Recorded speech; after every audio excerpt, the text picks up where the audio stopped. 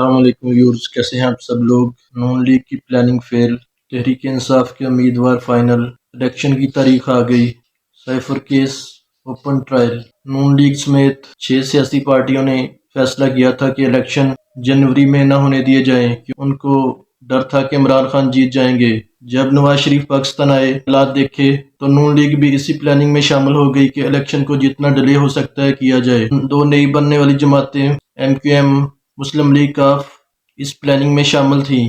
اس planning کا راز افشا ہو گیا، جس کے بعد ہے کہ آج سپریم کورٹ نے الیکشن کمیشن کو بلا کر اسے کہا ہے کہ حتمی تاریخ دو، صدر سے مشورہ کرو۔ الیکشن کمیشن نے اپنا اجلاس بلا کر اب الیکشن کی تاریخ 11 فروری دے دی گئی ہے۔ اس کے بعد الیکشن کمیشن صدر سے مشورہ کرے گا۔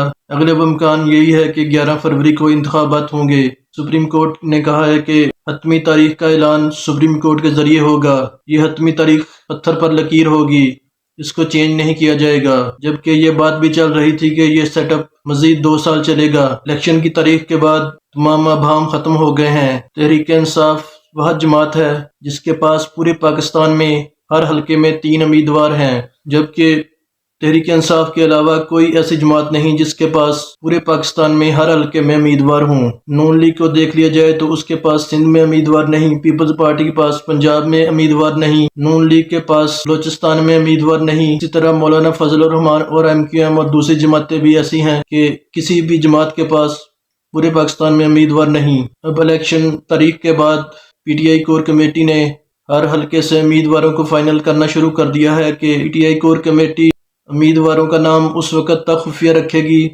جب تک امیدوار کے کاغذات نامزدگی جمع نہیں ہو جاتے اور اپروو نہیں ہو جاتے۔ کاغذات نامزدگی اپروو ہونے کے بعد پی ٹی آئی حتمی فہرست کا اعلان کرے گی۔ عمران خان کا سائفر کیس کے سلسلے میں اوپن ٹرائل ہوگا، جس کا عندیہ اسلام آباد ہائی کورٹ نے دے دیا ہے۔ انہوں نے کہا کہ سائفر کیس اوپن ٹرائل کی عمران خان کی درخواست میں جسٹس میاں گل حسن اورنگزیب کا ایڈیشنل اٹارنی جنرل منور دوگل سے اہم مکالمہ۔ آپ کو یہ دیکھنا ہوگا کہ ہم 2023 میں رہ رہے ہیں، یہ اوپننز کا دور ہے، اوپن سماعت، شفافیت کا تقاضا بھی یہی ہے۔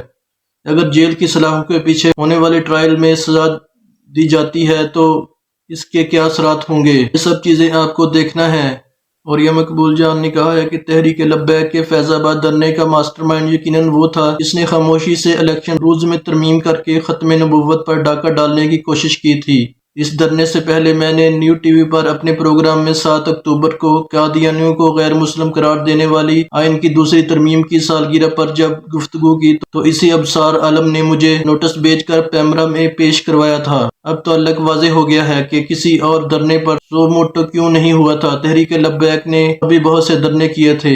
اسرائیلی وزیر دفاع نے ایک بار پھر دھمکی دی ہے کہ حماس یا تو غیر مشروط طور پر ہتھیار ڈالے یا مرنے کے لیے تیار رہے، ان کے پاس اب کوئی تیسرا آپشن نہیں۔ اسرائیلی وزیر دفاع کے عزائم کا اندازہ اس بات سے لگایا جا سکتا ہے کہ جس میں اس نے کہا کہ حماس کو صفائی ہستی سے مٹائیں گے، جبکہ دوسری طرف اسرائیلی فوجی ترجمان نے کہا ہے کہ غزہ میں حماس کے ساتھ جھڑپوں کے دوران اب تک 332 اسرائیلی فوجی ہلاک ہو چکے ہیں۔